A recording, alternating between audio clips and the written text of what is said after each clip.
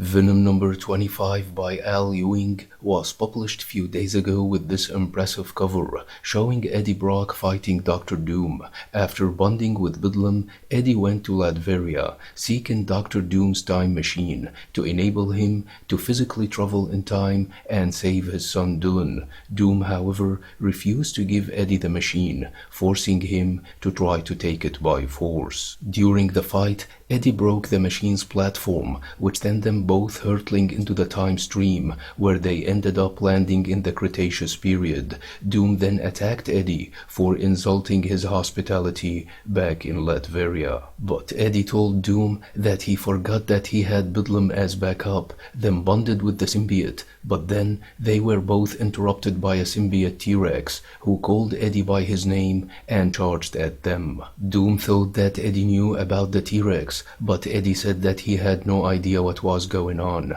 Doom then blasted the symbiote, and that was when the time platform finished repairing itself. Doom, however, blasted Eddie and told him that he was going to travel alone without him, but Eddie elongated his arms and smashed the platform's controls again, telling Doom that he was weak against stretchy guys. They then jumped into the platform when it was activated and teleported away. After they disappeared, the venomized T-Rex revealed itself to be Meridius, the final incarnation of Eddie Brock himself. In the Nazi-occupied France in 1942, Eddie telepathically called a payload in a fighter plane, causing it to land in a ruined village, revealing that it was Flexo the Rubber Man. Nearby, Doom destroyed the Nazi soldiers, remarking that time sent him to wipe them from history. Meanwhile, Eddie communicated with Flexo and directed him to get into a church, where he found Eddie waiting for him.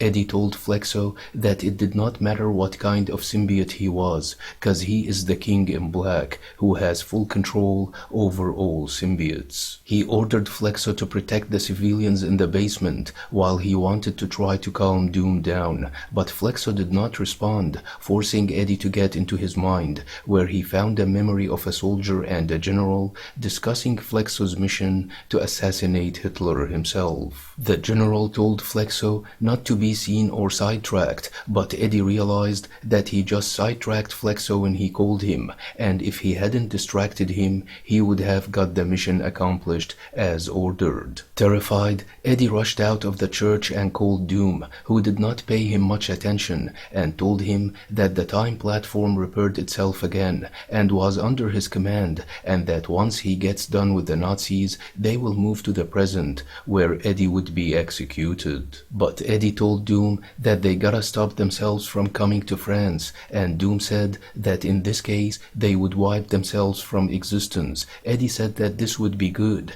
cause they changed a lot and made things worse. Doom, however, said that this is the past that leads to their present, and he was playing his role in the cage of events. Eddie attacked Doom and tried to seize control of the platform, destroying the controls in the process and causing the platform to warp through time again. Later on, Doom remarked that he lost his consciousness, and that in itself is a remark of how violent these time jumps became. There was no sign of the time platform, but if it did not suffer severe damages, it would repair itself again and signal him. Doom then found himself at the gates of the Latverian embassy in New York City. Elsewhere, Eddie regained his consciousness, where Bedlam told him that the platform exploded at 6,000 feet and was waiting for Eddie to grow back from a stain. Eddie then was interrupted by a teenaged Peter Parker. Eddie told Peter that he was in Dylan's age, then called him by his name. Peter did not know where Eddie knew his name from, forcing Eddie to lie and to tell him that he was his uncle's friend. Peter said that he never seen Eddie before and that he did not even come to his uncle's funeral. Meanwhile, Doom got into the embassy, where he found another Doom in there. The future Doom recognized his past self and told him that he is roughly 15 years in the past, after his failed attempt to blackmail the US government, but just before his failure to recruit Spider-Man. Past Doom, however, told his future self that he should have known that Doom would never lose. At the same time, Eddie told Peter that he once hated a guy more than life itself, as hate was his whole personality, and said that he did terrible things, but over time, Parker stopped being the guy he hated and started being the guy he needed to see. Eddie just wanted to take responsibility and to use his great power to save the universe. Enraged, he smashed the wall, telling Peter that this great responsibility got him nothing and that it was a curse. Meanwhile, Past Doom accused his future self of being an imposter and said that he was going to kill him, but future Doom told his past self that he would never be able to do that because he is the master of all arts, all sciences, and all secrets. Boasting that he humbled the full scale of existence and looked upon the face of God to see his own, future Doom proved his identity by removing his mask, mocking Past Doom for not even knowing where to begin accomplishing these feats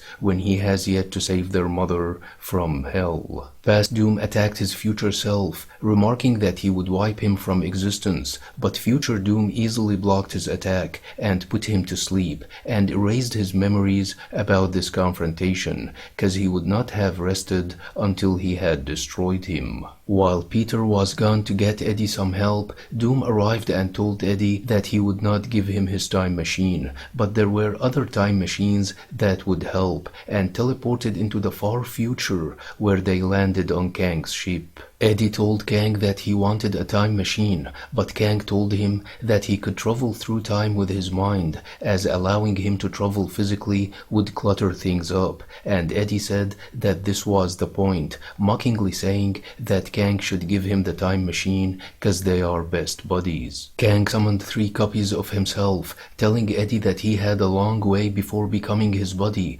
remarking that he had no friends but himself. As the Kangs attacked Eddie, Doom said that Kang jumped into the past, creating a new timeline where he arrived next to his past self. Both Kangs then jumped, creating a second timeline in which 2 Kangs materialized next to that timeline's original, and the 3 of them made yet another jump, leading to the 4 Kangs we see here. Bedlam then emerged and attacked an alternate Kang, eating him alive. Doom then blasted another alternate Kang and destroyed him, remarking that he was trying to even the odds and cutting to the kill. The original Kang then said that they can't kill him without the element of surprise, while the alternate said that his force field is indestructible and can be summoned with a thought. But Kang said that it could be also dismissed with a thought, deactivating the field and allowing Bedlam to devour his copy. Kang said that his copy would have done the same if he had the chance, and that he is his worst enemy. He then led Eddie and Doom where he had the Fantastic Four's old-time sled.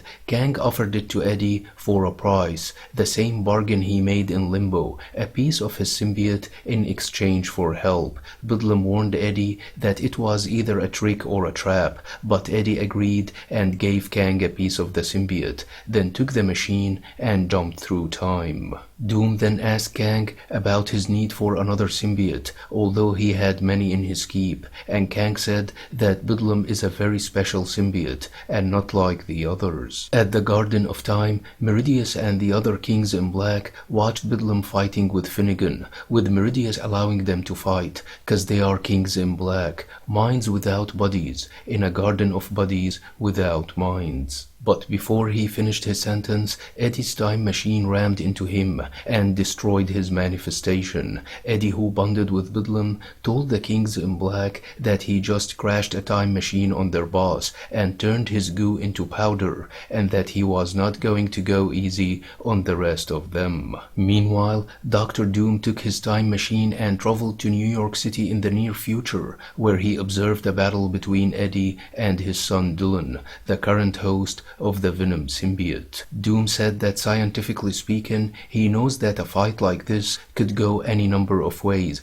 but magically he can see 2 paths. On this day, Eddie will be saved or will be damned beyond salvation.